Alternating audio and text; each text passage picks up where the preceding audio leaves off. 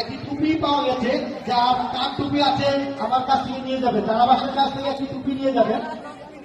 একটি টুপি পাওয়া গেছে, কল নিয়ে গেছেন, লেখা তৃণমূলের পক্ষে রেখে দিলেন।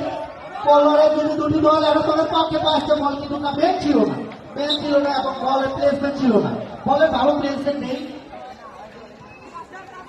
আজকে আমি আবারও ধন্যবাদ জানাচ্ছি আমাদের যারা আজকে অতিথি আছেন, আমি আবারও ধন্যবাদ জানাচ্ছি অনেক ব্যস্ততার মাঝে আমাদের সময় দেওয়ার জন্য টুপিকাজী কৃষি ভাইকে। আমরা